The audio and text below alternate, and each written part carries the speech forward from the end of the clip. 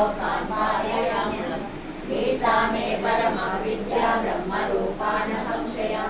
अर्धमात्राक्षरा नित्या सर्वज्ञानरक्षिता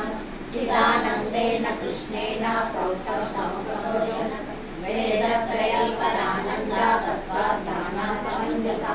योऽष्टादशजपे नित्यं नरो निश्चलमानसः ज्ञानसिद्धिं च लभते ततो याति परं पदम् पाठे समर्थसम्पूर्णे